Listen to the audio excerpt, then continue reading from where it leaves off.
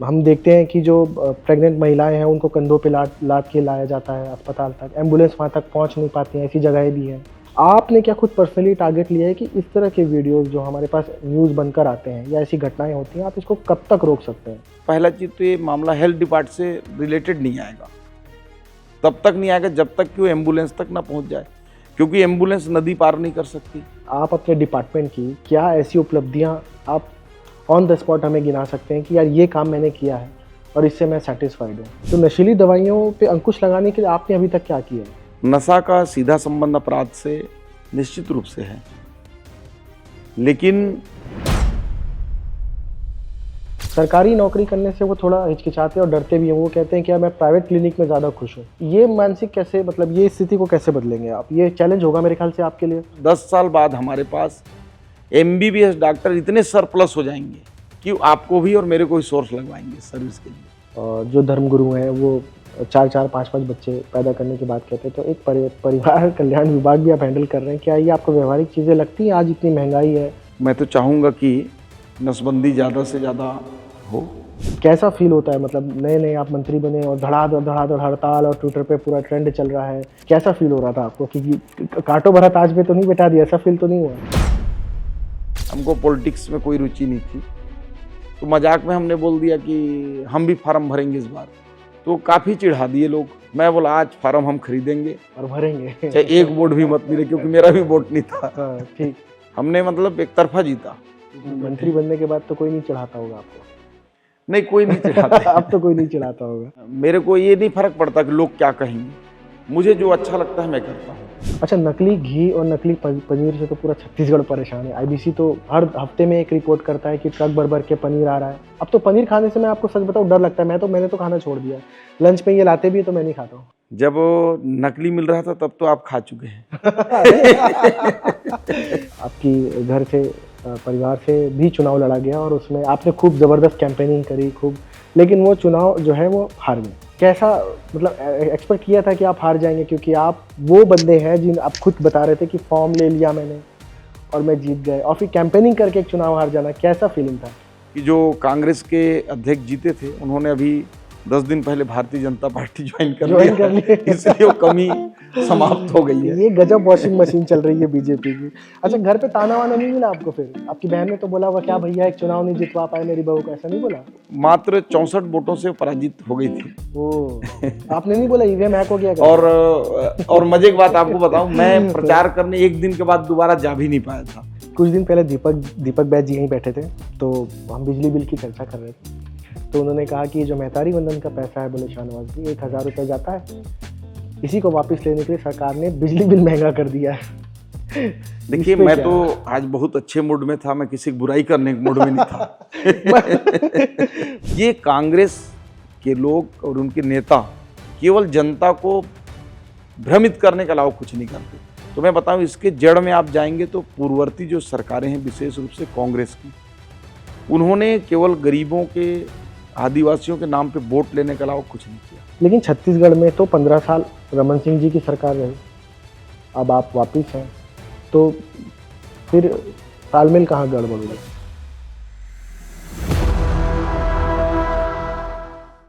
छत्तीसगढ़ की सरकार को 2 साल होने जा रहे हैं और इस 2 साल में इस सरकार ने क्या किया, इसका ऑडिट करने के लिए IBC 24 माइंड समिट का आयोजन कर रहा है। तो इस माइंड समिट में हमारे साथ जो भी खास मेहमान हैं वो इस प्रदेश के हेल्थ मिनिस्टर जाने जाते हैं। तो आइए मिलकर स्वागत करते हैं श्याम बिहारी जायसवाल जी का। जी, धन्यवाद आपका। श्याम जी, आपका बहुत बहुत स्वागत है। और सबसे पहले तो आपको बधाई कि आपके छत्तीसगढ़ सरकार के 2 साल पूरे हो गए हैं। तो कैसा एक्सपीरियंस रहा ये 2 साल का आपका? देखिए, सबसे पहले आपको और IBC परिवार को हमारी ओर से बहुत बहुत धन्यवाद कि आपने 2 साल पूरे होने के अवसर पर हम लोगों को बधाई भी दिया, हम लोगों के मंत्रीगण और हम सब लोगों का आपने उपलब्धियों का ब्यौरा भी पूछा है, तो बहुत बहुत उसके लिए धन्यवाद। और ये 2 साल एक हेल्थ के क्षेत्र में मेरे लिए एक संतुष्टि भरा वर्ष रहा। और इन 2 सालों में मान के चलिए कि हमने ऐसे कई क्षेत्रों में, चाहे वो बस्तर का धुर नक्सल प्रभावित क्षेत्र हो या बलरामपुर का या जसपुर का दूरस्थ इलाका हो जी, या फिर हमारे जो टर्सरी केंद्र के रूप में, चाहे वो रायपुर का मेकाहारा हो, डीकेएस हो, सिम्स हो, इन सभी हॉस्पिटल्स में, चाहे मेडिकल कॉलेज की पढ़ाई हो, चाहे हिंदी मीडियम का करना हो, या अन्य कई ऐसे उपलब्धियां हो, हमने कई इन 2 सालों में उपलब्धियों को हासिल किया है। और मैं व्यक्तिगत रूप से भी इस बात को लेकर पूरी तरह से आत्मसंतुष्ट हूँ। मतलब आपको सेटिस्फेक्शन है कि आपने अच्छा काम किया। हाँ श्योर, पूरी चलिए, तरह से। उससे जुड़ा हुआ सवाल तो मैं ज़रूर पूछूंगा आगे, बट जनता के लिए, जो ऑडियंस हमें देख रहे हैं, मैं चाहता हूं कि थोड़ा सा बैकग्राउंड आप बताएं, कि क्योंकि हम ये पॉडकास्ट करते हैं इसलिए है कि प्रोफेशनल के साथ साथ थोड़ा सा पर्सनल के बारे में आपके फैंस को पता चले, आपकी अपब्रिंगिंग कैसे हुई, कैसे आप पॉलिटिक्स में आए, क्या पढ़ाइयाँ करी, इसके बारे में थोड़ा सा बताइए। देखिए, वैसे तो मैं एक साधारण सा छोटा सा गांव में रहता हूँ, रतनपुर है उसका नाम। वो अभी वर्तमान में एमसीबी जिला के खड़गवां ब्लॉक में है, जो चिरमिरी कोरबा मुख्य मार्ग पर अच्छा, है। ये वाला रतनपुर नहीं है, बिलासपुर वाला नहीं, उस तरफ बिलासपुर वाला। नहीं, ये अपना एमसीबी का है, पुराना कोरिया जिला। समझ गया, ठीक है, ठीक है, इसलिए क्लियरिटी के लिए पूछा है, ठीक है। पिताजी किसान थे, अच्छा। और हम लोग भी पिताजी के साथ खेतों में काफ़ी काम किए हैं। और उस समय पूरे गांव के ही लोग, मतलब वो परंपरा ही था कि मतलब अगर थोड़ा सा तैयार हुआ लड़का तो पिताजी के साथ हल चलाने में, निंदाई गुड़ाई में, या गर्मियों में जंगल से लकड़ियां काटना हो, या गर्मियों में गोबर खाद जो है उसको खेतों तक ढोकर ले जाना हो, तो और स्कूल से आके बैलों को चराने का काम हो, तो ये सब बहुत ही, ये सब करते हुए हम लोग पढ़ाई भी किए। प्राइमरी स्कूल गांव में था, मिडिल के लिए 5-6 किलोमीटर दूर में था, वहाँ जाते थे। हाई स्कूल के लिए फिर 12-13 किलोमीटर दूर जाना पड़ता था। फिर कॉलेज के लिए 25 किलोमीटर दूर जाना पड़ता था। तो ये प्राइमरी और मिडिल तक तो पैदल जाते थे, और हाई स्कूल हायर सेकेंडरी के लिए साइकिल से जाते थे। बड़े भैया के साथ हम लोग, एक साइकिल था, A1 था, उस कंपनी हाँ, था A1 उसका आती थी, नाम। सही सही, हाँ। तो उसमें दोनों भाई जाते थे, भैया चलाते थे और घाट में उसको खाली में चलाता था। और फिर कॉलेज में वहाँ रूम लेके, चिरमिरी था कॉलेज, वहाँ रहते थे जाकर। और मैंने MSc तक की पढ़ाई किया है, और अच्छा था। यूनिवर्सिटी में मेरा 2nd पोजीशन था, पढ़ने में अच्छा था मैं। गुरु घासीदास यूनिवर्सिटी से उस समय था। तो पढ़ाई वढ़ाई करने के बाद फिर नौकरी व्यवसाय की चिंता की। फिर बाजार, उस समय नौकरियां भी कम ही मिलती थी। प्रयास भी हमने किया, मैं PSC 2 बार भी दिया था, SI का भी रिटर्न वगैरह निकाल लिया था, लेकिन अब नहीं हो पाया, या इंटरेस्ट भी नहीं था कह सकते हैं शुरू से। तो बाज़ारों में जाकर वन उपज खरीदना, जो गांव-गांव के बाजार होते हैं उनमें चावल बेचना, फट्टा लगाकर, मतलब जो होता है, छोटे काम चालू करके। तो वहाँ से करते करते वो राइस मिल 2003 में मैंने लगाया। राइस मिल अच्छा चला। फिर 2008 में दूसरी राइस मिल भी लगाया। और 2010 का जो 2009 दिसंबर में पंचायत चुनाव हो रहे थे, तो जनरली गांव के पास चौक चौराहे में गांव वाले बैठकर चाय दुकान में गपशप करते हैं। हम भी गए, खड़गवां में ब्लॉक मुख्यालय था, सारे परिचित के, कांग्रेस भाजपा ऐसे। उस समय तो नॉन पॉलिटिकल पर्सन थे हम, हमको पॉलिटिक्स में कोई रुचि नहीं थी। तो मजाक में हमने बोल दिया कि हम भी फार्म भरेंगे इस बार। पता नहीं वहाँ कहाँ से बोले, जबकि न कोई पहले से विचार था, न कोई मन में ऐसा था। तो काफ़ी चिढ़ा दिए लोग। बोले कि ये, बोले चुनाव लड़ना आसान काम है, बोले जमानत जब्त हो जाएगी, बोले 5 वोट नहीं पाओगे। और मैं दूसरे जगह के लिए बोल दिया, मैं अपने गांव से 13 किलोमीटर दूर में जनपद सदस्य के लिए, जनरल सीट था वही एक ठो, बाकी हमारा सीट रिजर्व था, लेकिन कोई मनसा ही नहीं थी लड़ने का। फिर दूसरे दिन फिर इकट्ठा हुए, फिर चाय पी रहे थे वो लोग, फिर काफ़ी उलाहना दिए, चिढ़ाए, बोले फार्म भरे क्या, ये वो। अरे बोले बेटा ऐसी बात नहीं है, बोले। फिर मैं बोला छोड़ो हटाओ यार। फिर तीसरे दिन हम बोले रुकना ही नहीं है वहाँ। जा रहे थे तो सुनो सुनो सुनो, पहले बाइक थी, बाइक से चलते थे, और वहाँ धीरे करनी है, भीड़ भाड़ इलाका। बोले आओ चाय पियो। फिर चाय पिलाते पिलाते वो कुछ लोगों ने, मतलब मजाक से हम बन गए 3 दिन में। मैं बोला आज फार्म हम खरीदेंगे और भरेंगे, चाहे 1 वोट भी मत मिले, क्योंकि मेरा भी वोट नहीं था। ठीक। हमने फार्म ले आया, पता चला घर में कि ये तो फार्म ले आए हैं, क्योंकि गांव में आग की तरह फैलती है समाचार। बोले तो चुनाव फार्म ले लिया। घर में डांटे सब, बोले क्या कर रहे हो, बोले सब कहाँ चुनाव लड़ोगे, बोले कहाँ जीतोगे वहाँ भाई। वो कांग्रेस के बड़े नेता थे उस समय, वो चुनाव लड़ते थे वहाँ से। मैं बोला बड़ा मुसीबत हो गया अब। मैं फिर बोला नहीं भरते हैं। फिर इसके बाद चौथे दिन भी जब जा रहे थे तो हम बोले अब तो फार्म ले लिए हैं, लोगों से मिलना पड़ेगा, चाय पीते। मैं बोला भाई फार्म उर्म तो ले लिया हूँ, भर देते हैं। तो फिर भी वही टोंट वाली जो ताना वाली बात है, अरे भरो भरो भरो, अरे भरो, भर के देखो, लड़के देखो, पता चलेगा, मजा आ जाएगा। ठीक है, मैं बोला। फिर प्रस्तावक ढूंढा, एक समर्थक ढूंढा एक, फिर फार्म हमने भर दिया। फार्म भर दिया। फिर 1-2 दिन हम देखे, 3-4 दिन जो समय रहता है कि कोई तो एक बार बोले तो वापस ले लें। कोई नहीं बोला। फिर ट्रैक्टर छाप अलाट हो गया। ठीक। फिर हम चुनाव लड़े और 942 वोट से, मतलब टोटल 4000 वोट पड़े थे उस समय, वोट कम होते थे। ठीक है। अभी के 5 पंचायत होंगे, उस समय 3 पंचायत थे जनपद क्षेत्र में। हमने मतलब एक तरफा जीता। जीत गए आप? जीत गए एक तरफा। 1942 वोट मुझे मिला था और सेकंड पोजीशन को 931 वोट मिला था। तो कैनवासिंग किए थे, मतलब घूमे फिरे? हाँ, फिर उसको अब जब फार्म भर दिए तो मैं 2 राइस मिल का ऑनर था उस समय, ऐसा नहीं है। हाँ। और एमएससी किया हुआ होल्डर था मैं। खाली टाइम में स्कूल कॉलेज में भी पढ़ाता था बच्चों को। छवि अच्छी, मेरी छवि मतलब एक सोशल वर्कर के रूप में यूथ में बहुत अच्छी थी। सारे लड़के चारों तरफ लग गए। बोले तो हमारे कोई बोले सेठ जी हैं, मतलब बाजारों में फट्टा भी लगाते थे। हाँ। कई राइस मिल के वर्कर भी आसपास के थे, काम करते थे। कई बच्चों को मैंने पढ़ाया भी था। कई लोगों को शुरू से मदद करता था। जैसे कोई खत्म हो गया तो चावल फ्री का दे देना, किसी के यहाँ कोई शादी वादी है तो उसको चावल दे दो फ्री का। राइस मिल था उस समय, चावल बड़ा मदद होता था, क्योंकि 1 रुपया किलो चावल उस समय नहीं चालू हुआ था जब हम मदद करते थे। धीरे धीरे की बात कर रहे हैं ना शायद आप? कब की बात कर रहे हैं? मैं तो 2003 से ही राइस मिल था और उससे पहले से मैं वो ट्रेडिंग करता था। अच्छा अच्छा। तो उस समय उतना वो नहीं था, बहुत दिक्कत था। तो मतलब लोगों को पता चलते वो भी आग की तरफ फैल हो गया कि श्याम बिहारी खड़े हुए हैं करके। तो मुझे ज़्यादा दिक्कत नहीं गया। मेरे को उम्मीद था कि मैं नहीं जीतूंगा। तो लेकिन मैं जो लोग मजाक उड़ा रहे थे फिर उनसे जाके तो फिर वो लोग उन्हीं के आदमी उड़ा रहे थे जो बुरी तरह से हारे। अच्छा, उन्हीं के आदमी? मैं उनका नाम अभी नहीं लूंगा, अलग से बता दूंगा। और वहां से वो जनपद पंचायत सदस्य तो जीत गए। अब लोग बोले सदस्य में तो बोले कुछ कर ही नहीं पाओगे, बोले उपाध्यक्ष बनो, बोले अध्यक्ष, क्योंकि हमारे यहाँ वो 6वीं अनुसूची लागू है तो अध्यक्ष वहाँ ट्राइबल ही बनते हैं। तो मैं बोला यार हमसे तो नहीं हो पाएगा, कैसे होगा, क्या होगा। तो फिर जितने सदस्य जीते थे सबसे संपर्क किए। 2-3 हमारे साथ भी पढ़े लोग जीत कर आए थे, वहाँ भी मिलकर काम हुआ फिर जनपद सदस्य में। तो बोले नहीं नहीं आपको उपाध्यक्ष बनाना है और अध्यक्ष एक बनाएंगे।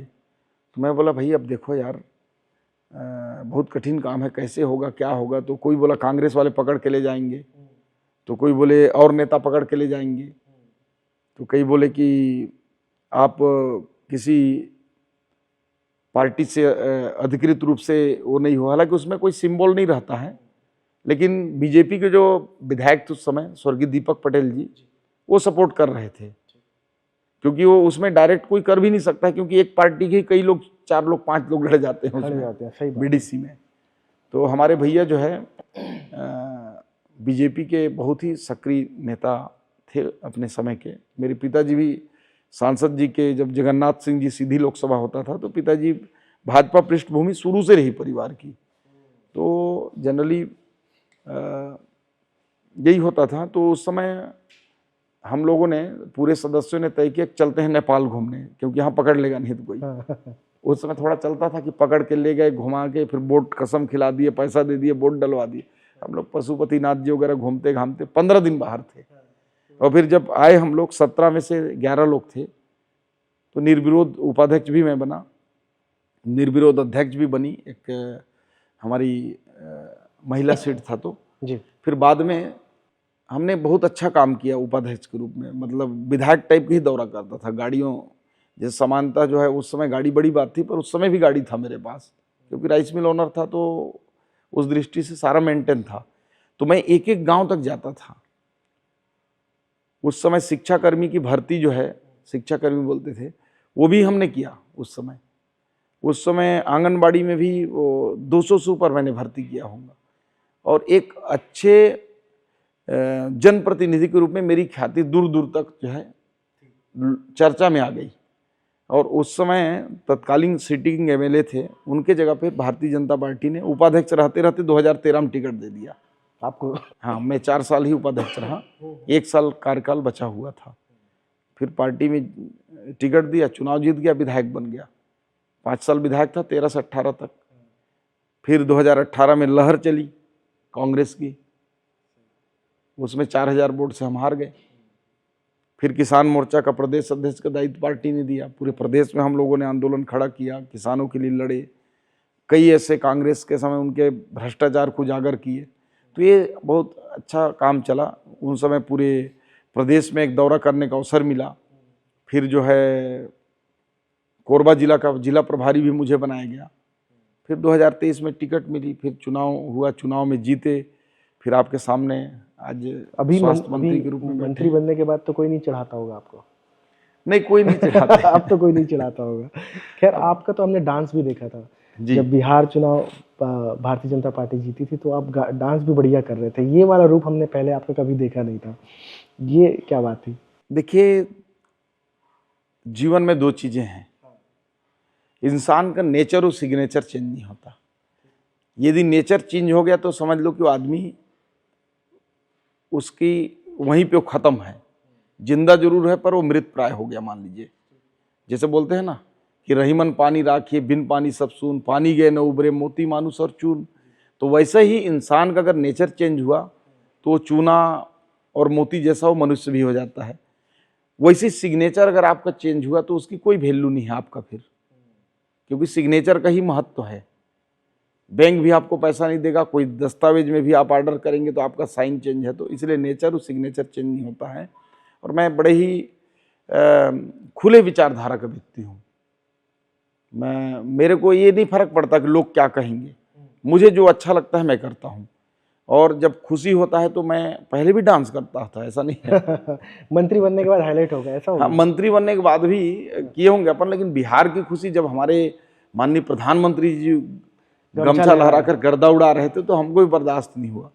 तो हम लोग भी उस समय राज्यसभा सांसद हमारे साथ थे जी, अपने रायगढ़ वाले जी जी, वो भी साथ में थे। हमारे पूर्व विधायक जिलाध्यक्ष जी भी थी, पूर्व जिलाध्यक्ष जी थे, कई जनप्रतिनिधि थे। सारे लोगों ने बोले आज विजय जुलूस निकालेंगे, निकाल रहे थे। उसमें अपना हम लोगों ने डांस भी किया और जब जब अवसर आएगा हम डांस करेंगे, हमको कोई चिंता नहीं है, जब जब खुशी होगी। चलिए, अच्छा है, आपको और मौके मिलते रहे। अभी जैसे 2 साल तो हो गया आपकी सरकार को, तो मैं अगर आपसे पूछूं कि आप अपने डिपार्टमेंट की क्या ऐसी उपलब्धियां आप ऑन द स्पॉट हमें गिना सकते हैं कि यार ये काम मैंने किया है और इससे मैं सेटिस्फाइड हूँ? आप जैसे हेल्थ डिपार्टमेंट जैसे देख रहे हैं, अल्पसंख्यक विभाग भी देख रहे हैं, चिकित्सा शिक्षा वाला भी आप विभाग देख रहे हैं, इसमें क्या आप मेरे को ऑन द स्पॉट उंगलियों पे बता सकते हैं कि ये मेरी उपलब्धियां 2 साल में? अल्पसंख्यक और पिछड़ा वर्ग विभाग का नेक्स्ट में बैठेंगे तो मैं बताऊंगा, क्योंकि मुझे अभी 1 सवा महीना ही उस विभाग को संभाले हुआ है।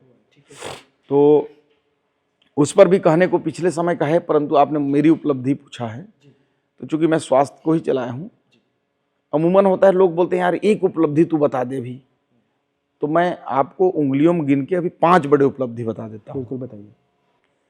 जो मेडिकल एजुकेशन है, एक बड़ा डिपार्टमेंट है जहाँ से डॉक्टर बन के निकलते हैं, नर्स बन के निकलते हैं। हमने 10 मेडिकल कॉलेज से सीधे 2 सालों में 5 मेडिकल कॉलेज बढ़ा दिया। अब 15 मेडिकल कॉलेज होंगे। केवल घोषणा नहीं किया बल्कि बजट में लाए, पैसा दिए, उसके टेंडर भी हो गए हैं और आने वाले शिक्षा सत्र से चालू भी होंगे। 8 नर्सिंग कॉलेज से, इसको एक ही में सबको गिन लीजिए। बिल्कुल बिल्कुल। 8 नर्सिंग कॉलेज से एक साथ हमने 12 खोला, क्योंकि नर्स जो है बैकबोन होती है हेल्थ की। अब 20 नर्सिंग कॉलेज होंगे। एक फिजियोथेरेपी कॉलेज था, हमने 6 बढ़ाकर अब 7 फिजियोथेरेपी कर दिया। योग और नेचुरोपैथी का हमने 4 सैंक्शन किया है। मेडिसिटी हम 5000 बेड का खोलने जा रहे हैं। हम खोले भी नहीं है, सैंक्शन भी नहीं किए हैं, लेकिन हमारे प्लानिंग में है, वो उस पर काम चालू है। ठीक। तो ये जो बड़े इंफ्रास्ट्रक्चर हैं इसको हमने किया, उपलब्धि नंबर 1। उपलब्धि नंबर 2, जो हेल्थ का ये जो सबसे महत्वपूर्ण चीज है, जब से माननीय प्रधानमंत्री जी ने लोगों को 5 लाख रुपए का आयुष्मान कार्ड दिया और उस कार्ड के माध्यम से आज छत्तीसगढ़ ही नहीं, देश के हर व्यक्ति खुशहाल है। सर्वे भवन्तु सुखिनः, सर्वे सन्तु निरामया, सर्वे भद्राणि पश्यन्तु, माँ कश्चित दुख भाग भवेत्। इसकी जो श्लोक की अवधारणा है उसका आशय इसी से है। और आज जब छत्तीसगढ़ के स्वास्थ्य मंत्री के रूप में मैंने जब संभाला तो देखा तो 2000 करोड़ का कर्जा, हॉस्पिटलें इलाज करने को हाथ खड़ा कर दी और पूरी तरह से आयुष्मान कोलैप्स होने की दिशा में पहुंच गया। प्रदेश की जनता का विश्वास आयुष्मान से उठने लगा। हमने फिर से उस पर होमवर्क किया। मैं धन्यवाद देता हूं माननीय मुख्यमंत्री जी का और माननीय वित्त मंत्री जी का। उन्होंने 2000 करोड़ पिछला बकाया को दिया और ये मैं दावे से कह सकता हूं कि आज आयुष्मान हमारे प्रदेश में, देश में 1 नंबर चल रहा है। और ये मैं भी नहीं कह रहा हूं, भारत सरकार ने हमको आयुष्मान में सबसे अच्छा काम करने के क्षेत्र में देश में पहला इनाम दिया। ये नंबर 2 हो गया।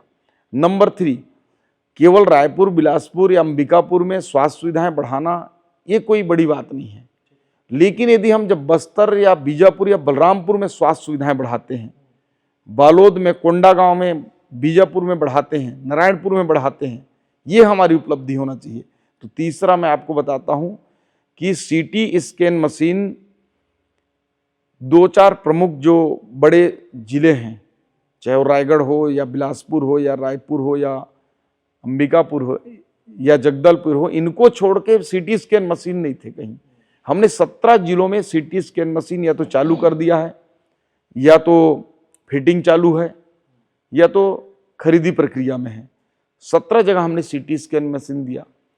धुर नक्सल प्रभावित क्षेत्र जो बस्तर का क्षेत्र है, चिंता गुफा, उस जगह में जहां बारूद और गोली नक्सली रखते थे, डेली वहां पे लैंड माइंस बिछाकर ब्लास्ट किए जाते थे, उस जगह को एनक्वास सर्टिफिकेट मिला। ये तीसरा सबसे बड़ा उपलब्धि कि हम नीचे तक गए। अबुझमाड़ में आप जाकर पूछ सकते हैं, स्वास्थ्य सुविधाएं जी कैंपिंग हो रही है, पता है मुझे। हाँ, कैंपिंग हो रही है जी। बिल्कुल। नंबर 4 जो है, हमारी जो पूरे प्रदेश की सबसे बड़े बैकबोन आज के डेट में मैं मानता हूं तो मितानिनों को बोलता हूं, चाहे वो हमारे सुपर स्पेशलिटी के डॉक्टर हों या हमारे प्राथमिक स्वास्थ्य केंद्र के डॉक्टर हों, वो वहां तक नहीं पहुंच पाते जहां तक मितानिन पहुंचती है। हमने मितानिनों का डायरेक्ट डीबीटी के माध्यम से जो पैसा ब्लॉक से जाता था, और कई बार उनके पैसे इधर उधर भी हो जाते हैं, डायरेक्ट उनके खाते में डाल रहे हैं। वो बात अलग है कि अभी भी उसमें कुछ कमी है कि एक मुश्त पेमेंट नहीं जा पा रहा है, आगे पीछे जाता है तो कंफ्यूज हो जाते हैं, समय पर एक निर्धारित तिथि नहीं है। मैं नेगेटिव को भी स्वीकार करता हूं, ऐसा नहीं है कि आपके कैमरा है तो केवल उपलब्धि में न जोड़ो। मेरे फॉलोअप में आएंगे वो सब सवाल। तो उसको हम जो है आगे सुधारने की दिशा में भी काम कर रहे हैं। और 5वां उपलब्धि में गिना दूं आपको मैं कि आज जो हमारे नेशनल प्रोग्राम्स हैं, चाहे मातृ मृत्यु दर हो, चाहे शिशु मृत्यु दर हो, या सिकल सेल हो, या टीबी मुक्त भारत हो, या मलेरिया मुक्त छत्तीसगढ़ हो, इन सभी क्षेत्रों में हमने राष्ट्रीय प्रोग्रामों में भी औसत से ज़्यादा और कई प्रोग्रामों में देश में नंबर 1 का काम किया। जैसे टीबी के स्क्रीनिंग में हमने देश में पहला स्थान प्राप्त किया, सिकल सेल के स्क्रीनिंग में हमने देश में पहला स्थान प्राप्त किया। मलेरिया, जो ऐसा कोई साल नहीं होगा जब मलेरिया से लोगों की मौत होने से विधानसभा में हंगामा नहीं होता हुआ होगा। पहला साल हमारा भी हुआ। जब पहला साल हुआ तो क्योंकि प्लानिंग कर नहीं पाए थे, बने इसके बाद गर्मी के बाद बारिश आ गई। समझ रहे थे उस समय कैसे करना है। उस समय समझते समझते तो मैं बीजापुर दौरे में खुद गया था उस समय जब 6 लोगों की मौत हुई थी तो। लेकिन इस वर्ष एक भी मौतों की किसी प्रकार से कोई डेथ ऑडिट में पुष्टि नहीं हुई। ये उपलब्धि रहा कि नेशनल प्रोग्राम्स में भी हम बहुत अच्छी स्थिति में आज हैं। ये हमारा प्रमाण पत्र है। हमारा जो लेबों की स्थिति है वो जरूर आता है कि यहाँ जांच बंद है तो यहाँ इलाज बंद है, वो जरूर रीजेंट की कमी से हमारा जो जांच प्रभावित हुआ, मैं इससे इनकार भी नहीं करता। उसका बड़ा कारण था कि 600 करोड़ का जो घोटाला हुआ था जिसको हमने जांच में दिया, ईओडब्ल्यू को दिया, ईडी को दिया, और इतने बड़े पैमाने पर खरीदी कर लिया गया था, तो निश्चित रूप से एक नया सिस्टम डेवलप करने में समय थोड़ा लगा। लेकिन इसके बावजूद भी हमारी जो लैब हैं, देश में पहला जो IPHL लैब जो है रायपुर में और दूसरा बलौदा बाजार में, उसको प्रमाण पत्र मिला राष्ट्रीय। ये बताता है कि हम इस दिशा में काम कर रहे हैं। अब आपने जैसे आयुष्मान के बारे में कहा, आयुष्मान में आपको नहीं लगता पारदर्शिता की बहुत ज़्यादा कमी है? क्योंकि मैंने भी खुद ये पर्सनली नोट किया है कि अस्पताल जो होते हैं या जो कई बार मरीज भी होते हैं, ये इस कुछ ऐसी गतिविधियों में इन्वॉल्व होते हैं जिसमें सरकार का पैसा मतलब बेइंतहा लग जाता है। अब मान लीजिए कोई दांत का इलाज कराने के लिए गया और उसका खर्चा है मान लो 30 या 35 या 60 हज़ार रुपये। आयुष्मान कार्ड उसने दिया, अस्पताल उसको रोक लेता है और उसको 1 हफ्ता 8-10 दिन उसको अपने अस्पताल पे रखता है, एक लंबा चौड़ा बिल बनाता है और उसके बाद सरकार को प्रेजेंट कर देता है। ऑब्वियस सी बात है सरकार उसको पे करेगी, लेकिन क्या इसमें पारदर्शिता या इसका सिस्टम सही नहीं होना चाहिए कि अगर कोई ऐसी बदमाशी हो रही, क्योंकि वो पैसा जनता के टैक्स का है, तो सबके काम आ जाए। ऐसा ना हो कि एक ही बंदे को जो है उसने लगा के 6 लोग का पैसा ले ले। इस वजह से मुझे लगता है जो सबसे ज़्यादा डेंट होता है सरकार को, इस वजह से होता है। सरकार की नीयत अच्छी है, मुझे लगता है सिस्टम का इशू है। आप क्या बोलेंगे? निश्चित रूप से आप जो बोल रहे हैं ये बिल्कुल ऐसे ही था, और अभी हमारे सरकार बनने के बाद भी ऐसे ही चला भी। लेकिन जब ये बातें आने लगी तो हम लोगों ने 4-5 इसमें ऐतिहासिक सुधार भी किए।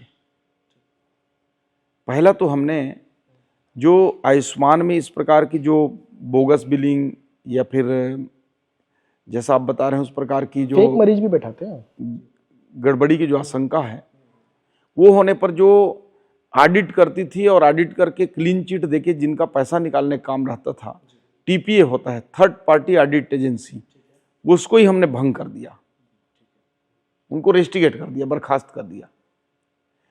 अब उसको हम अपने सेल्फ मॉनिटरिंग में हम करवा रहे हैं। अभी कुछ दिन पहले ही कर पाए हैं, धीरे धीरे करने समझने में समय लगा, प्रक्रियाओं में समय लगा। दूसरा, अब जो अगर किसी का 2000 का इलाज हुआ है तो अब मैसेज अलर्ट में आ जाएगा, उसको हम कर रहे हैं और पायलट में चालू भी कर दिए हैं।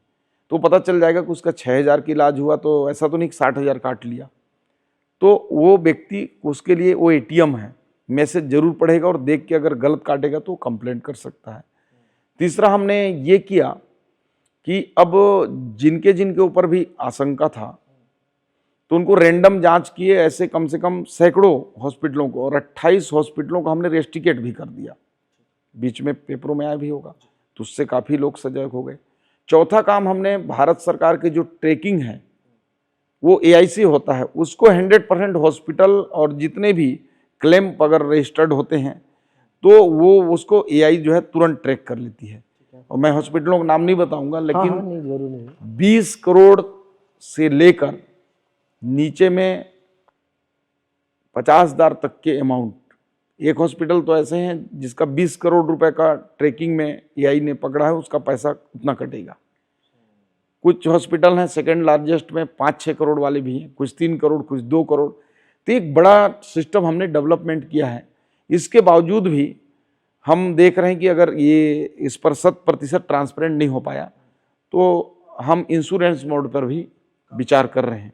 इसमें एक मुझे ऐसा लगता है कि आपको एक टोल फ्री नंबर भी जारी करना चाहिए जो जिससे मरीज आप लोगों को कंप्लेन कर सके। जैसे होता है ना, लोकायुक्त होता है, टिप की जाती है, उससे मुझे लगता है आप लोगों को ट्रैक करने में आसानी होगी।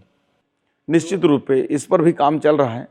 एक टोल फ्री नंबर रखेंगे और उसके माध्यम से निश्चित रूप से वो करेंगे, उस पर हमारा काम चल रहा है। अच्छा, एक आपकी 2 साल की जो सरकार रही, इसमें सब लोग यही कह रहे थे कि अपराध बढ़ गया है और ये वो जिस तरह की, तो आप देखते हैं वीडियो आते हैं चाकूबाजी ये वो, तो इसमें ये भी कहा गया कि ये जो है ये नशीली दवाइयों का सेवन करते हैं या नशीली पदार्थों का सेवन करते हैं। खैर, आप क्योंकि हेल्थ डिपार्टमेंट देखते हैं, तो नशीली दवाइयों पे अंकुश लगाने के लिए आपने अभी तक क्या किया है? क्या इस पे अंकुश लग गया है या और प्लान है इस पे करने का? क्योंकि मामले तो ठंडे होते हुए दिखते नहीं है। आए दिन नशेड़ियों के वीडियो हम तो खुद ही चलाते हैं चैनल पे। इस पे आपके एंड से क्या मामला? निश्चित रूप से देखिए क्या है, नशा का सीधा संबंध अपराध से निश्चित रूप से है, लेकिन अपराध बढ़े हैं ऐसा नहीं है, या इस नशीली दवाइयों को जैसे बढ़े हैं ऐसा भी नहीं है।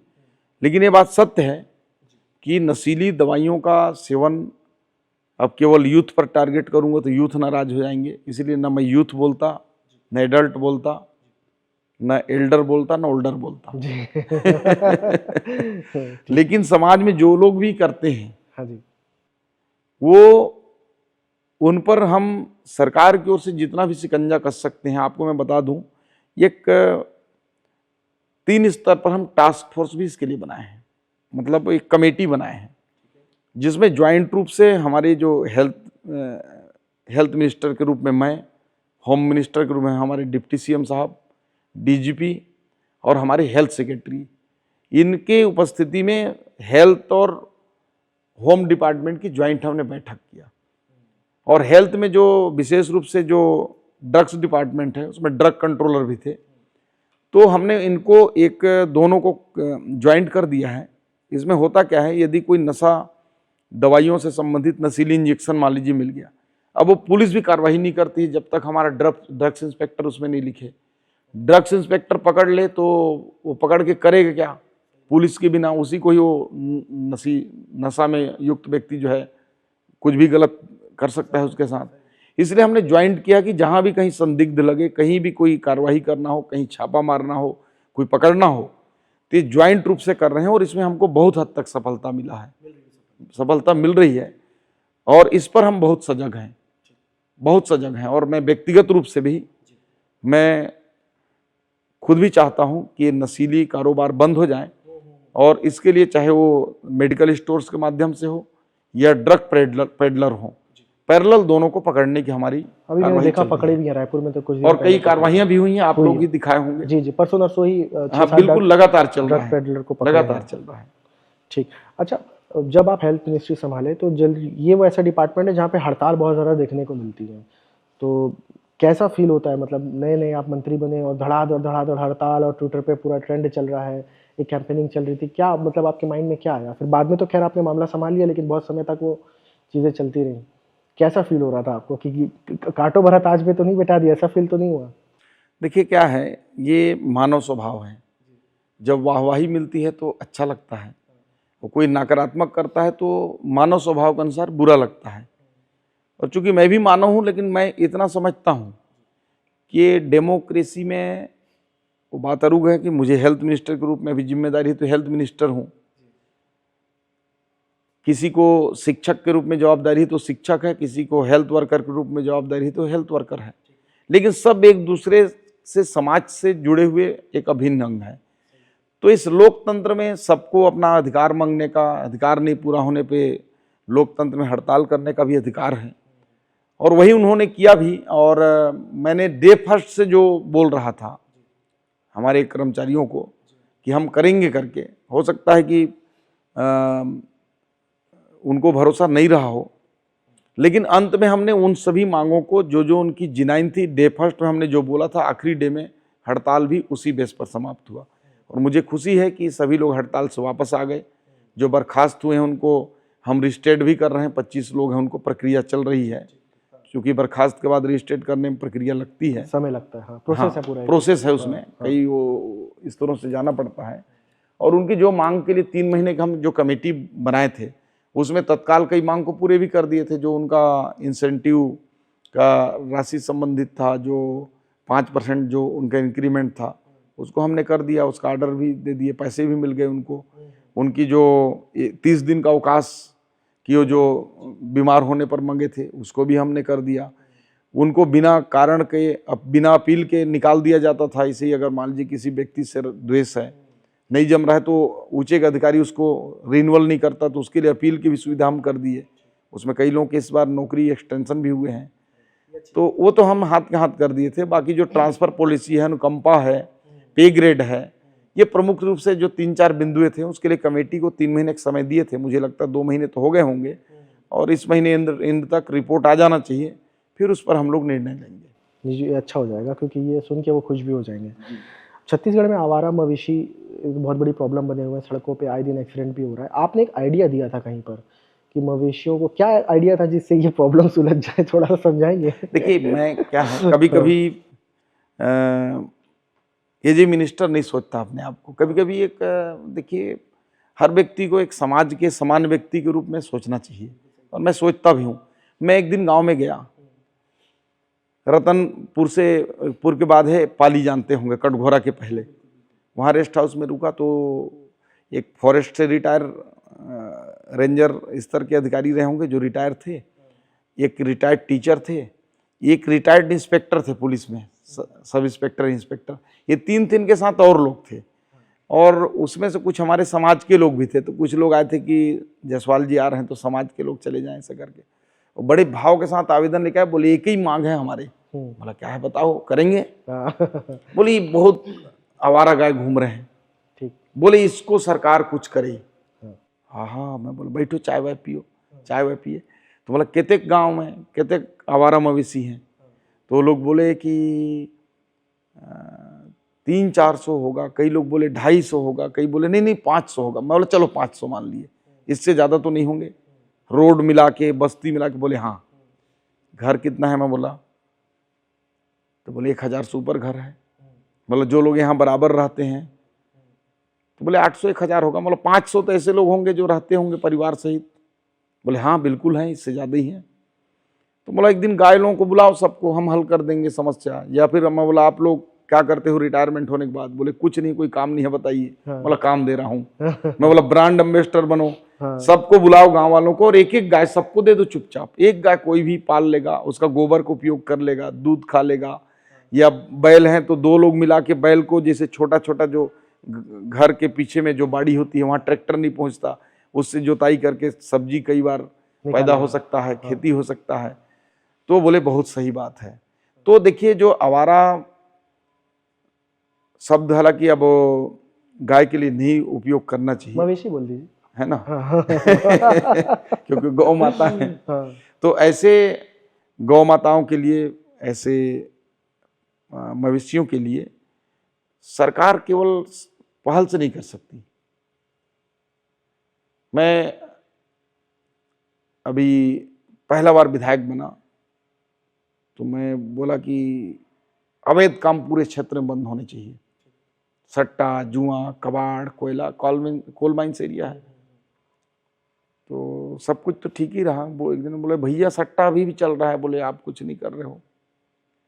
तो मैं बोले यार सट्टा पान ठेला में इधर उधर काटते थे, सब तो हम बंद करा दिए हैं। मैं बोला कौन कर रहा है? बोला पुलिस मिली हुई है क्या, पैसा ले रहा है दरोगा? बोले नहीं वो भी नहीं ले रहा है। फिर बोला क्या हो रहा है? तो बोले वो मोबाइल से करते हैं। बोला अच्छा, ट्रैकिंग कराते हैं। फिर एक घर में बैठा ऐसे ही, तो मैं बोला यार ये मोबाइल से कैसे होता है? तो बोले भैया आजकल तो बोले पूरे परिवार के लोग, बोले माँ बेटा बाप परिवार के लोग मिलके बोले नंबर तय करते हैं, फिर इसके बाद सट्टा खेलते हैं। मैं बोला कल्याण नहीं हो सकता, पूरा परिवार के मिलके नंबर खोज रहे हैं तो उसको कहाँ तक पकड़ोगे आप? आजकल तो ऐप के थ्रू हो रहा है ना सब। हाँ, तो उसी प्रकार से कुछ चीजें ऐसी हैं जो सरकार के दम पे केवल अकेले नहीं हो सकता, जब तक समाज और लोग आगे नहीं बढ़ेंगे। ऐसी आवारा पशुओं की बातचीत हम करें तो हम व्यवस्था कर भी दें, तो उनको रख रखाव, उनको व्यवस्थित करना ये संभव नहीं हो पाएगा। तो हर चीज सरकार के ऊपर निर्भरता नहीं है, इसके लिए जन जागरूकता होना चाहिए, समाज के लोगों को आगे आना चाहिए। ये मैं एज ए हेल्थ मिनिस्टर बात नहीं कर रहा हूँ, एक सामान्य श्याम बिहारी जायसवाल के रूप में आपके चैनल के माध्यम से लोगों से अपील भी करता हूँ। लेकिन इतना तो कम से कम सरकार कर सकती है कि जो हाईवे है उसके चारों तरफ बैरिकेड कर दिया जाए, ताकि ये रोड पर ना आए। रोड पर आने से सीधा मौतें होती हैं। बिलासपुर रोड चले जाइए, बलौदा बाजार चले जाइए। मैं तो एक दिन हम शूट के लिए जा रहे थे तो हम गिनते हुए गए, सुबह 10 से 12 गाय जो है एक्सीडेंट। निश्चित रूप से एकदम आपसे मैं सहमत हूँ कि हाईवेज में बिल्कुल, या तो वैसे तो बहुत जगह पे अधिकांश दूरियों तक फेंसिंग काफ़ी जगहों पर है, बचे में फेंसिंग होना चाहिए, या फिर उसके लिए कुछ ऐसे पेट्रोलिंग सिस्टम हो कि मवेशी सड़क पर ना आए। हाँ। और बीच में तो अभी कर रहे थे, अभी ध्यान नहीं है मेरे को, बीच में लेकिन गाय भगा रहे थे कुछ लोग, ये करना चाहिए। अच्छा, नकली घी और नकली पनीर से तो पूरा छत्तीसगढ़ परेशान है। आईबीसी तो हर हफ्ते में एक रिपोर्ट करता है कि ट्रक भर भर के पनीर आ रहा है, कभी बसों से जो है खराब पनीर को सप्लाई। इसमें आप क्या सोचते हैं, आप कहाँ इसमें कमी रह जा रही है? ये सब बंद क्यों नहीं हो रहा है? बंद तो नहीं, कम से कम तो हो जाए, ये तो बढ़ते ही जा रहा है। देखिए अब तो पनीर खाने से मैं आपको सच बताऊं डर लगता है। मैंने तो खाना छोड़ दिया है। लंच में ये लाते भी है तो मैं नहीं खाता हूँ। कोई कहता है कि घर का पनीर है तो खाते हैं, वरना वो हमारे रिपोर्टर है संदीप, उन्होंने तो इतना डराया पनीर के नाम से कि हम नहीं खाते हैं। देखिए क्या है, जब नकली मिल रहा था तब तो आप खा चुके हैं। अभी कम से कम, क्योंकि जब से हम आए हैं, मैं ये मुझे बताते हैं खुशी भी है कि आप ये बताइए 2 साल पहले आप कितने समाचार दिखाते थे, नकली पनीर पर नहीं आता था ना, नकली खोए पे नहीं आता था, रहता था लेकिन इतना क्वांटिटी नहीं था ना, ध्यान त्योहारों नहीं में था। आता था, त्योहारों कारण में। ये था हाँ। कि उस समय कार्रवाइयां नहीं होती थी। आज कार्रवाई हो रहा है, 4-4 हजार किलो की 2 खेप हमने पकड़ा था दीपावली के समय पनीर। एक छोटा ट्रक जो है वो खोआ पकड़ा था, और ऐसे हजारों प्रकरण हैं जिसमें नकली घी, नकली खोआ, नकली पनीर के केसेस हमने बनाए। और पिछले 2 सालों में आप सही बोल रहे हैं कि हर हफ्ते आपको न्यूज मिल जाता होगा नकली पनीर और खोआ का। उसका कारण है कि हम लगातार कार्रवाइयां कर रहे हैं, और अभी कुछ अपराधी इसमें बच भी जा रहे हैं। उसका एक बड़ा कारण है कि समय सीमा पर हम टेस्ट नहीं करा पा रहे हैं उसकी, क्योंकि हमारे पास हाईटेक लैब नहीं है। उसी को देखते हुए पिछले बजट में हमने 48 करोड़ रुपए की लागत से मध्य भारत का सबसे बड़ा लैब बना रहे हैं, उसकी टेंडर भी हम कर दिए हैं। और जब वो लैब होगा तो तुरंत रिपोर्ट आएगा और तुरंत केसेस बनेंगे और ऐसे लोगों को दंडित भी किया जाएगा। अभी क्या है कि जांच के अभाव में कई पनीर ही नहीं, कई चीजें ऐसे हैं जो राज्य के बाहर जाते हैं, और समय सीमा पे पहुंचाना है तो हम प्लेन से भेजते हैं। जैसे वेस्ट बंगाल लैब में जाता है, दिल्ली जाता है, बम्बई जाता है। तो ऐसे में ये एक हाईटेक लैब जो मुझे लगता है कि देश के टॉप 5 लैब्स में हमारे यहाँ रायपुर में हो रही है। रायपुर में होगा। क्या क्या टेस्ट हो जाएगा उसमें? उसमें सारे चीजों का ड्रग्स और फूड से संबंधित होगा, 100%, कहीं भाजने की जरूरत नहीं पड़ेगी। अब हमारे यहाँ तो लड़कियां मोमोज बहुत खाती हैं, और मोमोज में भी ये मामला है बहुत ज़बरदस्त कि सड़ी गली सब्जियां आ जा रही हैं, ये आ जा रही हैं। तो इसका कुछ मेरे को लगता है कि युद्ध लेवल पे कुछ काम करना बहुत ज़रूरी है, क्योंकि देखिए मैंने पर्सनली पनीर खाना छोड़ दिया। ये लाते हैं तो मैं खाता नहीं हूँ, क्योंकि काला काला पनीर देख के ना अब डर लगने लगा है। तो जब आप कहेंगे कि नहीं आप पनीर खाना शुरू करें तभी खाएंगे अब हम लोग। देखिए, जो मोमोज की आप बात कर रहे हैं, इस पर हमने सख्ती से एक समय होटलों में चलाया था, ये रेगुलर चलते पर नीचे से ही बातें आने लगी थी कि छोटे होटल बंद हो जाएंगे, लोग बेरोजगार हो जाएंगे। तो हमने बोला भाई ढक के रखो, आप साफ सुथरे करो, तेल डबल उपयोग मत करो, कौन रोकता है आपको, दस्ताने को उपयोग कर लो। हमने कुछ सामग्रियां बांटी भी, छोटे छोटे जो ठेले वाले हैं। लेकिन इसके बावजूद भी आप ठीक बोल रहे हैं, अब मोमोज को लगता है यहाँ से उठ के वो मोमोज खाने ही जाना पड़ेगा, देखने कैसा है। तो ऐसे छोटे लोगों को भी मेरा प्रयास रहता है कि छोटे लोगों पर कार्रवाई ज्यादा ना हो, उनको समझाइश देकर, अवेयरनेस देकर ही हम करें। डर तो रहे बस मेरे, हाँ, बाकी तो निश्चित रूप से उनके ऊपर भी नहीं मानेंगे तो हम कार्रवाइयाँ तो करेंगे, पर छोटे लोगों को केवल छोटा है करके, दया करके हम लोगों के जीवन के साथ खिलवाड़ नहीं कर सकते। निश्चित रूप से मानवीय पहल भी बहुत ज़रूरी है। अच्छा, ये युवा वर्ग आपके तरफ बहुत ज़्यादा आस से देखता है, खासतौर से रोजगार के लिए। तो आप क्योंकि अब इतना बड़ा डिपार्टमेंट देखते हैं, जो नस है एक तरह से छत्तीसगढ़ की, अगर वो डिपार्टमेंट ना हो तो नस ही खत्म हो जाए, इंसान खत्म हो जाए। तो इसमें रोजगार के लिए क्या संभावना है, क्या प्लान किया है, और कैसे रोजगार दे, ऐसा कुछ प्लान किया है आपने अभी आगे के लिए? निश्चित रूप से देखिए, हमारी सरकार बनने के बाद हमने 4000 के आसपास तो एनएचएम में भर्ती कर दिया, चाहे नर्सेस हो, चाहे लैब टेक्नीशियन हो। ये वही है जो हड़ताल कर रहे थे? हाँ, हड़ताल कर जी, उसमें कुछ हमारे भर्ती किए हुए थे जो हड़ताल में थे। खुद ही के थे। इसलिए मैंने पूछा कैसा लगा आपको। और इसके अलावा हमने 600 नर्सों का व्यापम को दे दिया, परीक्षाएं भी हो गई हैं, अब रिजल्ट देंगी, भर्ती करेंगे। 125 असिस्टेंट प्रोफेसर का हमने पीएससी को दे दिया है, उन्होंने भी शायद परीक्षाएं आयोजित करने के लिए समय दे दिया है। तो जैसे ही रिजल्ट देंगी हम भर्तियां करेंगे। उसके साथ अभी हम एक बड़े पैमाने पर, मैं क्वांटिटी तो नहीं बता सकता, लेकिन डॉक्टर्स, नर्सेस, पैरामेडिकल स्टाफ्स, इनकी बड़ी भर्तियां करने जा रहे हैं। जरूरी है। इनके साथ ही साथ जो अभी 375 हम जो 108 नए एम्बुलेंस की टेंडर किए हैं, 57 जनमन का है जो एकदम दूरस्थ अंचलों में जहां हमारी स्वास्थ्य सुविधाएं नहीं पहुंच पाएंगी, उनके पास हम स्वास्थ्य लेकर जाएंगे। ऐसे बैगा, पंडो, कोरवा, ऐसे पीवीटीजीज हैं जहां से वीडियोस आते हैं ना, कंधे पे लेके आते हैं वो लोग। तो उनके घर तक जांच करने वाला डॉक्टर, एक दवाई देने वाला, ये सारे जो है, नर्स एक रहेगी। तो ये सारे लोग उनके पास जाएंगे, कैंप लगाएंगे उन छोटे छोटे बस्तियों में, और जो है उनको इलाज करेंगे। ये भी कर रहे हैं। अभी आप डॉक्टर्स की बात कह रहे थे, तो अपने यहाँ डॉक्टर्स की भी बहुत ज़्यादा कमी है, और मेरे कुछ परिचित डॉक्टर्स भी हैं, सरकारी नौकरी करने से वो थोड़ा हिचकिचाते हैं और डरते भी हैं। वो कहते हैं कि मैं प्राइवेट क्लिनिक में ज़्यादा खुश हूँ। ये मानसिक कैसे, मतलब ये स्थिति को कैसे बदलेंगे आप? ये चैलेंज होगा मेरे ख्याल से आपके लिए। लोग करना नहीं चाहते हैं। देखिए ये ज़्यादा तो नहीं, मैं 2047 तक भी बात नहीं करता, उससे पहले 10 साल बाद आप मेरी बात को नोट कर लीजिए। उस समय पता नहीं मैं कहाँ रहूँगा और आप भी पता नहीं कहाँ रहेंगे, किस लाइन में रहेंगे। परंतु इसको ध्यान से बता दे रहा हूँ, 10 साल बाद हमारे पास MBBS डॉक्टर इतने सरप्लस हो जाएंगे कि आपको भी और मेरे को भी सोर्स लगवाएंगे सर्विस के लिए। छत्तीसगढ़ में कि पूरे देश में? छत्तीसगढ़ में। छत्तीसगढ़ में। और स्पेशलिस्ट डॉक्टर भी सेचुरेट हो जाएंगे, क्योंकि केवल हमने इसी साल 63 PG के सीट्स बढ़वाए हैं। इस साल 63। हमारे जो MBBS का अभी जो सीट निकल रहा है, लगभग एक साल में 1000 से 1200 निकल रहे हैं। ये 10 साल बाद हमारे 2000 से ऊपर सीटें निकलेंगी, बच्चे 2000 से ऊपर। और आज ही आपको बताऊं, हमारे पास MBBS डॉक्टर्स की क्राइसिस नहीं है।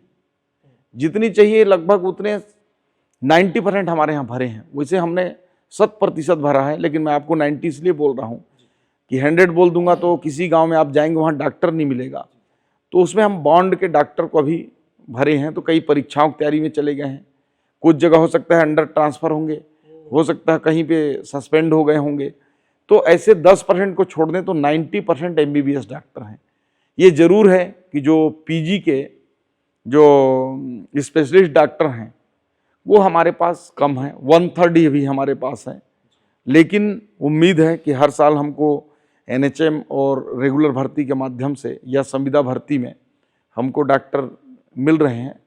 और ये 10 साल बाद जो है पूरी तरह से डॉक्टर की क्राइसिस समाप्त हो जाएगा।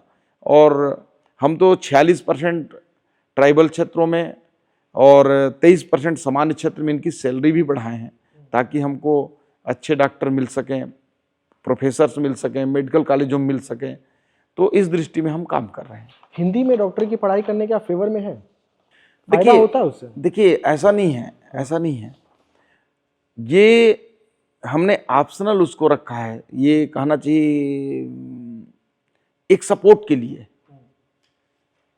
आपका पैर में चोट है कहीं पे, तो कोई जरूरी नहीं कि आपको डंडा दिया जाए तो डंडा के सहारे चलिए, रखिए उसको, मन करे तो पकड़ लीजिएगा।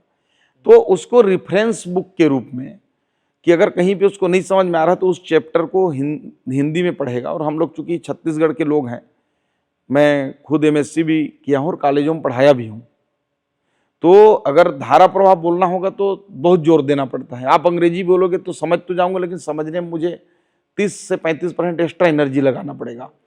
तो उस दृष्टि में हिंदी में अगर एक बार पढ़ लेगा लड़का तो अंग्रेजी से वो करेगा तो उसमें उसको दिक्कत नहीं है। वैसे मुझे नहीं लगता कि कोई बच्चा हिंदी में पेपर लिखेगा या पढ़ेगा, लेकिन फिर भी उसकी सुविधा के लिए हमने हिंदी किया है। और ऐसा नहीं है कि वो हिंदी में लिखेगा तो उसको नंबर नहीं देंगे, उसको 100% हिंदी में भी नंबर मिलेगा। जनरली वो खुद भी ऑप्ट नहीं करते हैं हिंदी को, क्योंकि उनका कहना है कि व्यवहारिक है नहीं, ये मैंडेटरी नहीं है, लेकिन उनकी सुविधा के लिए हमने कर दिया है। अल्पसंख्यक विभाग भी आपको मिला हुआ है, कुछ तो प्लान किया होगा आपने इनके लिए, क्या सोचा कि कुछ है प्लान क्लियर? निश्चित रूप से जो माइनॉरिटीज हैं उनके जीवन स्तर को, उनके शिक्षा के स्तर को हम कैसे उठा सकते हैं, उनके लिए कौन कौन सी जन कल्याणकारी, उनके बच्चों की पढ़ाइयों के लिए और उनको कैसे योजनाओं का लाभ दिला सकते हैं, उस दृष्टि में हम काम कर रहे हैं। क्योंकि मुझे 1-1.25 महीना ही माइनॉरिटी और OBC लिए हुआ है, इसलिए मैंने बोला तो उस पर हमारी योजना चल रही है। OBC डिपार्टमेंट में हम हर संभाग में प्रयास विद्यालय, जो OBC वर्ग के बच्चों हैं उनके रहवासी विद्यालय खोलने के लिए विचार कर रहे हैं। निश्चित रूप से आगे हम उसको हर संभाग में खोलेंगे भी। और साथ ही साथ जो OBC वर्ग है, प्रदेश का सबसे बड़ा वर्ग है, आधी आबादी OBC के है, तो निश्चित रूप से उनके कल्याण संबंधी जो भी योजनाएं होंगी उनको हम पुरानी चल रही योजनाओं को मजबूत करेंगे और नई योजना भी लाएंगे। अल्पसंख्यक और जो ये पिछड़ा वर्ग है, इनके पास एक जो सबसे ज़्यादा डायरेक्टली जो कमी देखी जाती है वो इनके ना सामुदायिक भवन नहीं होते हैं, जिसके लिए पूरा समाज परेशान होता है। आप किसी भी समाज से, इसके लिए आपने कुछ सोचा है इनके लिए? देखिए, रिक्वेस्ट आई अभी तक कहीं से? देखिए सामुदायिक भवन, अब चूंकि मैं विधायक भी हूँ और दूसरी बार विधायक बना हूँ, तो सभी समाज की मांग तो रहता है, परंतु समानता जैसे OBC में है, तो OBC में है तो उसमें कई जाति वर्ग के आते हैं। तो यादव समाज का अलग सामुदायिक भवन है, तो अपने कलार समाज का अलग है, तो साहू समाज का अलग है, तो कुर्मी समाज का अलग है।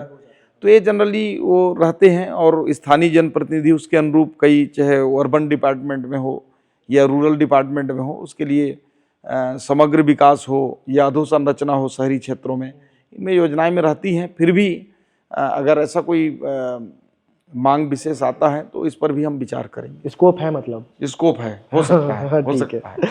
अच्छा, एक आप परिवार कल्याण भी विभाग है आपके पास, और अभी आप देखते हैं कि जो संत हैं, बाबा हैं और जो धर्मगुरु हैं, वो 4-4, 5-5 बच्चे पैदा करने की बात कहते हैं। तो एक परिवार कल्याण विभाग भी आप हैंडल कर रहे हैं, क्या ये आपको व्यवहारिक चीज़ें लगती हैं? आज इतनी महंगाई है और जो चीज़ें, कैसे देखते हैं आप इन चीज़ों को? आपका क्या टेक है इसमें?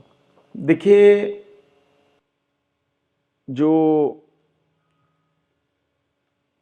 एक सरकार के अंग होने के नाते मैं तो चाहूँगा कि नसबंदी ज़्यादा से ज़्यादा हो, जनसंख्या घटे, लेकिन एज ए हेल्थ मिनिस्टर मैं उसमें कुछ लिमिटेशन भी लगाना चाहूँगा कि जो हमारे ट्राइबल क्षेत्र के लोग हैं, विशेष पिछड़ी जनजातियाँ हैं, इनको नसबंदी नहीं करना चाहिए, क्योंकि इनकी संख्या घट भी रही है। और आपको जानकर आश्चर्य होगा कि छत्तीसगढ़ का जो फर्टिलिटी रेट है वो घट रही है। पूरे देश का भी फर्टिलिटी घट रहा है, फर्टिलिटी घट रही है, वर्ल्ड का ही घट रहा है मेरे ख्याल से। पूरा घट रहा है। हाँ। इंडिया का 2.30 है।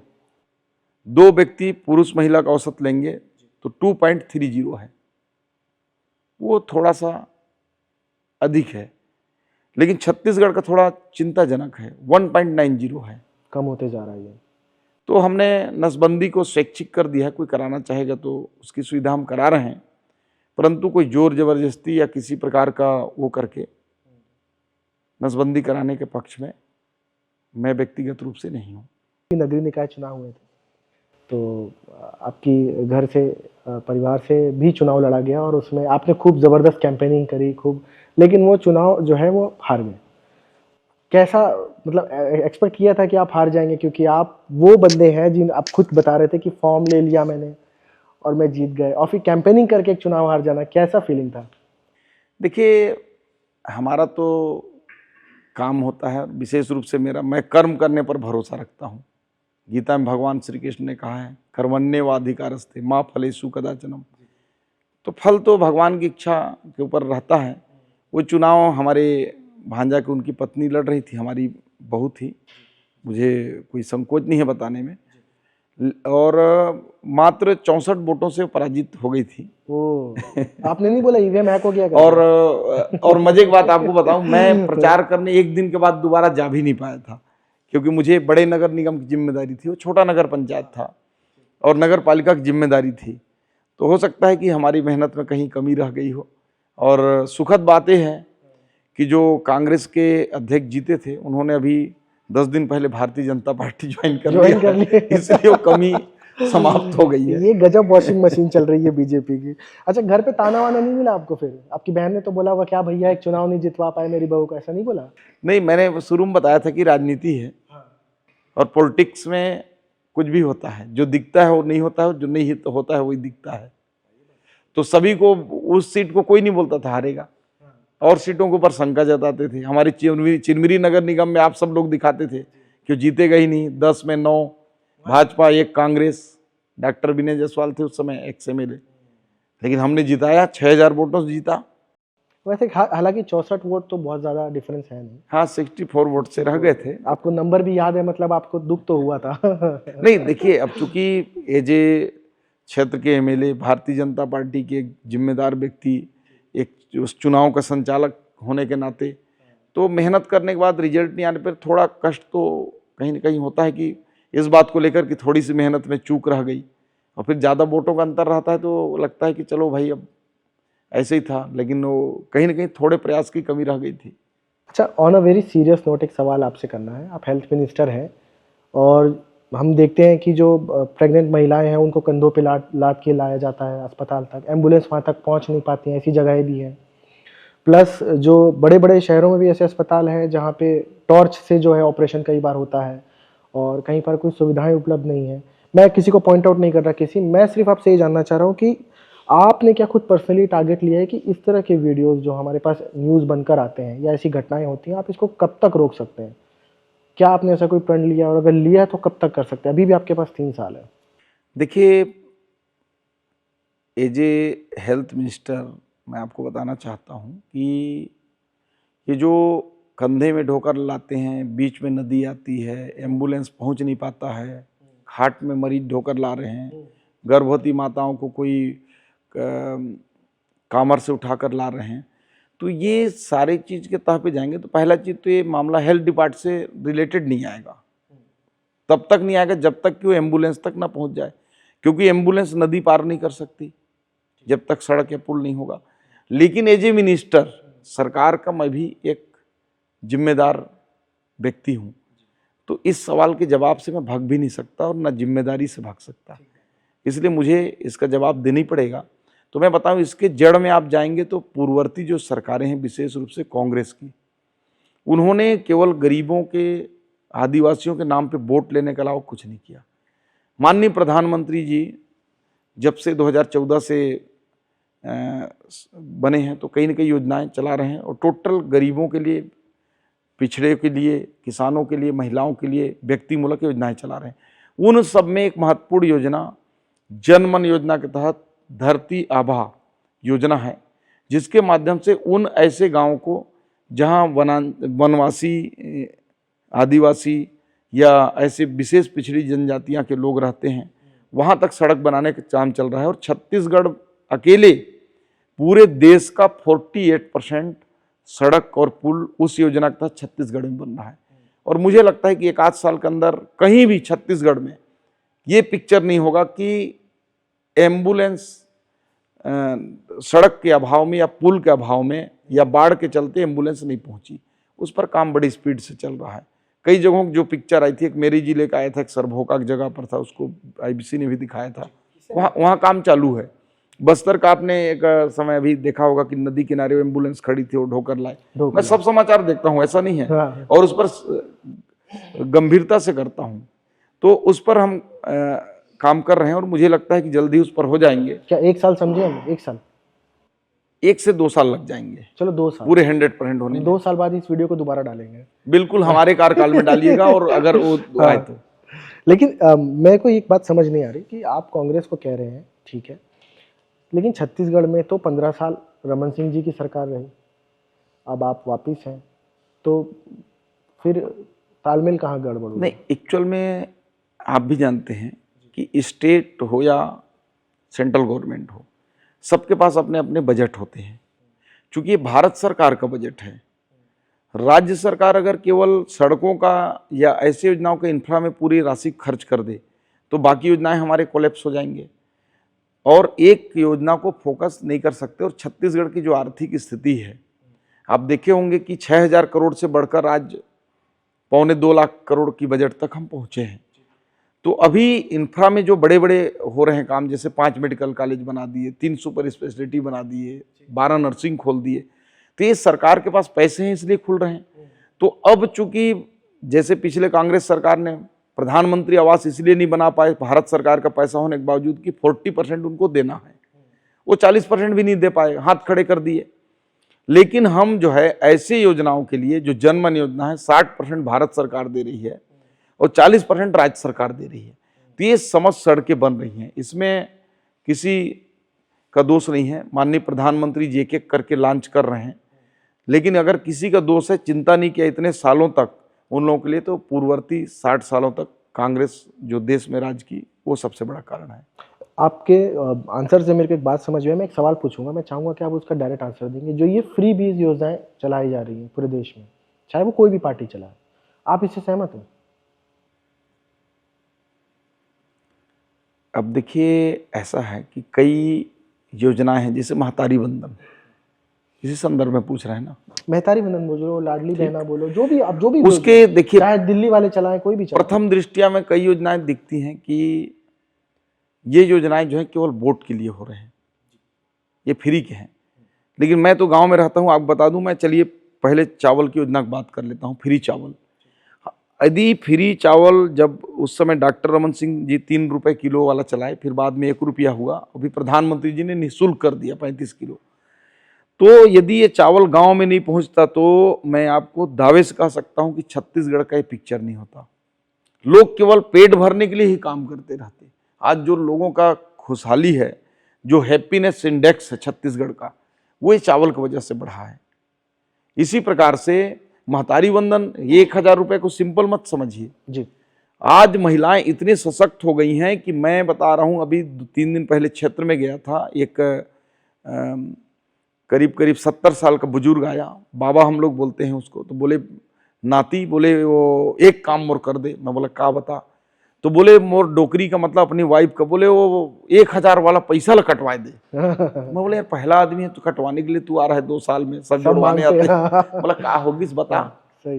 तो बोले रे जब से पैसा वाला मिला थे बहुत ताव दिखावा थे, बोले मोर बातें नहीं सुना थे, बोले बस पैसा अपन हाथ में रख लिया, अपन मन का सामान ले आनी, अब बोले मोर से ज्यादा मतलब नहीं है, बोले बहुत भाव खा थे। तो मैं बोला ये है महतारी वंदन का शक्ति। महिलाएं सशक्त हुई हैं, महिलाओं में आत्मविश्वास आया है, एक कॉन्फिडेंस आया है। तो योजनाएं जो हैं, जो जैसे किसानों के लिए ही 3100 रुपये देना क्या है, मैं किसान का बेटा हूं, धान का यदि और भी ज्यादा दाम दिया जाए तो पर भी किसान के लिए अच्छा है। 3100 दाम दे रहे हैं तब जाके किसान को थोड़ा सा बचत हो रहा है। तो किसान को जब अच्छा दाम मिलेगा तो उसका लड़का अच्छे से पढ़ेगा, वो अच्छे से घर बनाएगा, खुशहाल होगा। जब किसान खुश होगा तो आप खुश होंगे, मैं खुश होऊंगा। किसान को एम्पावर करना चाहिए, बात सही है। ये एम्पावरमेंट के लिए हैं, ये योजनाएं सही स्थानों पर लोगों तक पहुंच जाए। उसमें भ्रष्टाचार ना हो कि 100 रुपये भेजें तो 15 रुपये पहुंचे, 100 भेजें तो 100 पहुंचे। और ये हो रहा है डीबीटी के माध्यम से, प्रधानमंत्री माननीय नरेंद्र मोदी जी के समय। कुछ दिन पहले दीपक बैज जी यहीं बैठे थे, तो हम बिजली बिल की चर्चा कर रहे थे। तो उन्होंने कहा कि जो महतारी वंदन का पैसा है, बोले शाहनवाज जी 1000 रुपये जाता है, इसी को वापस लेने के लिए सरकार ने बिजली बिल महंगा कर दिया है। देखिए मैं तो आज बहुत अच्छे मूड में था, मैं किसी की बुराई करने के मूड में नहीं था। मत करिए किसी की बुराई। लेकिन दीपक जी को ये सोचना चाहिए, ये उस समय भी प्रदेश अध्यक्ष थे आखिरी में, पहले तो मोहन मरकाम थे, और ये एक बार अपने घोषणा पत्र को पढ़ लिए होते कि ये 500 रुपये जो महतारी वंदन के रूप में इन्होंने भले जो भी नाम दिया हो, 500 महिलाओं को देने को कहा था, ये 5 रुपये नहीं दिए। और आज हम 1000 दे रहे हैं तो बोलते हैं कि बिजली बिल को कम कर रहे हैं, ये कर रहे हैं। ये कांग्रेस के लोग और उनके नेता केवल जनता को भ्रमित करने के अलावा कुछ नहीं करते। उसको इसलिए ऐसा किया गया था कि लोग प्रोत्साहित होकर जो पीएम सूर्य घर योजना है उसको लगाएं। हम हाफ की बात नहीं करते, हम बिजली बिल साफ करने की बात करते हैं। यदि पीएम सूर्य घर लगाएगा तो उसका बिजली बिल 0 हो जाएगा, और उसमें सरकार पर्याप्त सब्सिडी भी दे रही है। इसलिए मैं तो आपके माध्यम से भी अपील करूंगा कि लोग पीएम सूर्य घर के माध्यम से वो अपने घर में सोलर प्लेट लगाएं, और आपका निश्चित रूप से बिजली बिल 0 तक जाएगा, 0 जाएगा। इसलिए हमने किया था। अच्छा, अभी आने वाले 3 साल आपके पास बचे हैं, नवाचार के लिए कुछ प्लान किया, क्या नया कुछ लाने वाले हैं आप स्वास्थ्य डिपार्टमेंट में? कुछ फटाफट कुछ बता। देखिए नवाचार में तो डिस्क्लोज कई चीज़ों को नहीं कर सकते, बजट सामने है, परंतु इतना जरूर बता देता हूं, जैसे हमने नवाचार में देश में पहला IVF सेंटर खोल रहे हैं। वो निसंतान लोगों के लिए जो कभी बच्चे का सपना देखते हैं, अभी आपने साधु संतों को 4-4 बच्चा पैदा करने के लिए अपील को बोल रहे थे, लेकिन यहाँ तो बच्चा नहीं हो रहे हैं, उनकी हम चिंता कर रहे हैं कि भाई कम से कम 1-2 बच्चे हो जाए उनका। तो IVF से कर रहे हैं, तो एक बहुत बड़ा होगा, उन गरीबों के चेहरे पर मुस्कान होगा, बहुत बड़ा काम हो जाएगा। साथ ही साथ हम जो दूरस्थ नक्सल प्रभावित क्षेत्र हैं, आने वाले समय में उन क्षेत्रों में 100 से ऊपर जगहों पर हम हेल्थ सेंटर खोलने जा रहे हैं, उप स्वास्थ्य केंद्र जैसा, ताकि लोगों को सामान्य डिस्पेंसरी के रूप में उनको इलाज मिल सके, प्राथमिक इलाज मिल सके। और जनमन योजना हम 57 ब्लॉकों में भी जल्द ही 1 महीने के अंदर लॉन्च कर रहे हैं, और उसके माध्यम से पूरे डॉक्टर, नर्स, पैरामेडिकल स्टाफ, दवाइयाँ, सब कुछ उन लोगों के दरवाजे में जाएगा, और वहीं हॉस्पिटल लगेगा और इलाज होगा। ये जनमन के अंदर आएगा? जनमन के अंदर। इसके लिए फिर आप लोग को और रिक्रूटमेंट भी करना पड़ेगा? वो हम डायरेक्ट उनको उसमें दे रहे हैं, मतलब कि उनका ही सब रहेगा, डॉक्टर से लेके पूरा स्टाफ। आउटसोर्स रहेगा ये काम? हाँ, क्योंकि उसमें हम उनको दवाइयाँ देंगे सिर्फ, अच्छा। जितने और एक डिमांड एजेंसी करेंगे होगी जो ये पूरा काम मैनेज और बाकी ये सारा चीजें करेंगी, जांच करने से लेकर दवाई देने तक। डॉक्टर भी इनके होंगे, नर्स भी होंगे, फार्मेसी वाला भी होगा, पैरामेडिकल भी होगा, इन्हीं के गाड़ी होंगे, इन्हीं के ड्राइवर होंगे, ओ मरीज हमारे होंगे। हाँ। अगर मैं कहूँ कि छत्तीसगढ़ सरकार को आप कितना नंबर देना चाहेंगे अंत में, तो आप 10 में से कितने नंबर देंगे जो आपने 2 साल पे काम किया? देखिए, हम 10 तो देंगे ही देंगे, उसके अलावा 5 और बोनस देंगे, 15 देंगे? 15 देंगे। देखिए फिर ये रील के बाद ना लोग नीचे कमेंट करेंगे फिर। हाँ, कर दें, कोई दिक्कत नहीं है। तो ये थे हमारे साथ श्याम बिहारी जायसवाल जी।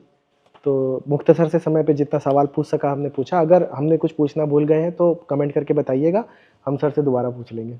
जी जी, ठीक बहुत है? बहुत धन्यवाद। आपको भी बहुत बहुत धन्यवाद श्याम जी।